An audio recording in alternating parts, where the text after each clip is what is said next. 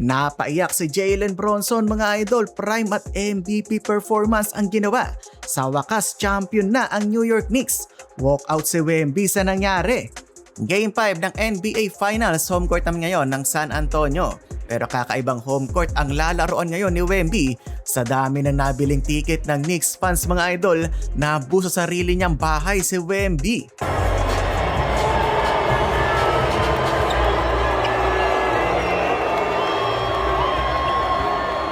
Opening quarter Towns ng araro pero butata ang inabot kay Wemby. Sinundan pa ng two-handed slam dunk sa fast break. Agad naman bumawi ng 3 si Jalen Bronson. Kung maririnig nyo yung sigawan, kala mo Madison Square Garden. Nakakailang minuto pa lang sa laban, may 3 blocks na kaagad ang alien. Daming ginagawang effort ni Wemby, naka-putback pa at parang na-post-rest niya pa doon si Towns. Kakapasok pala ni kabayan Dylan Harper, naka-tres agad. Grabe, parang hindi na rookie lumaro. Though 1 of 10 from the field ang Knicks early ng quarter, hindi sila ganun natamakan na maaga. OG Anunoby corner 3, grabing shooting ni OG, 56% beyond the arc sa finals. Sabi ng ilan baka siya pa nga ang mag-MVP kapag sila ang nag-champion. Dalawang tough basket naman para kay Dylan Harper. Grabe si Harper, buhat niya yung opensa habang nakaupo. Si Wemby, sa panggrabe mga idol yung depensa ng Spurs, lalo na kay Bronson. 3 minuto na nga lang natitira sa period, may 8 puntos pa lang ang Knicks. Pangatlong field goal pa lang ng Knicks ang step back jumper ni Bronson.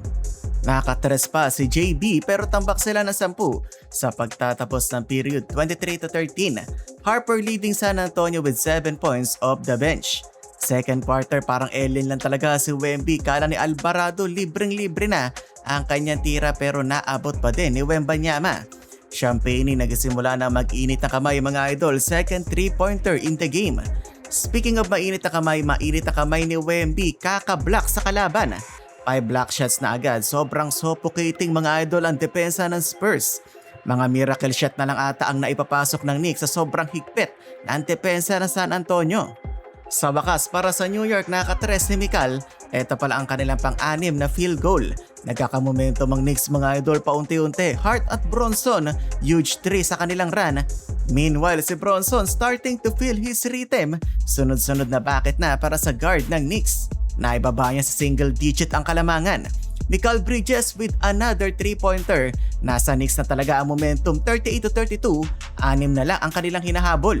1:18 remaining sa first half. Hart, hinagis na lang yung tira. Pumasok pa, may konting shove si Fox. Flagrant penalty 1 tuloy ang hatol ni Scott Foster. Mikal with the floater, 3-point game mga idol.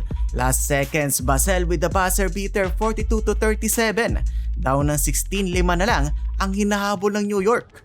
Third period, bumalik na naman sa double figure ang lamang ng home team. Wembanyama from defense to offense, block shot at slam dunk sa kabila. Grabing buhat dito ni Bronson mga idol pero hindi sila makalapit-lapit ng husto. Dylan Harper, what an effort, naka 9-0 run na naman ng San Antonio. Josh Hart quick pull up from deep, nagkabantayan naman ang dalawang may dugong Pinoy, Clarkson at Harper. Butata si JC pero nakabawi sa sumunod na possession sa kanyang floater. Bronson fadeaway jumper kontra Wemby, end ng third, 7 na lang ang lamang ng San Antonio. Fourth period, Shamet at Hart nagpakawala ng 3 pero naibalik sa double digit ni Wemby ang kanilang lead.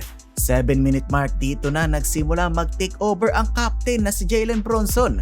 Sunod-sunod na puntos mga idol kahit sa suffocating na depensa ng Spurs at over pa kay Wemby. Grabing point guard skills ang pinapakita talaga ni Bronson. Baka pag ibang guard na to magpasab na lang dahil sa sobrang higpit ng depensa ng Spurs pero si Bronson nakakagawa ng paraan. Prime at MVP Bronson mga idol on full display. Lumamang na ang New York sa ginawang 10-0 run ni JB. Natawagan pa ng goaltending ng Spurs. Harper, naitabla pa ang laban all 88 pero agad sumagot si Bronson. Walang magawa si Castle. Sa dulo, free throw game na lang ang nangyari. Kinapos na sa oras ang Spurs. Final score 94-90, champion na din ang New York Knicks. Napapaiyak si Bronson sa interview. History din to mga idol dahil si Clarkson ang first Filipino-American na nakakuha ng kampyonato sa NBA. Si Jalen Bronson mga idol ang tinanghal ng Finals MVP. The captain!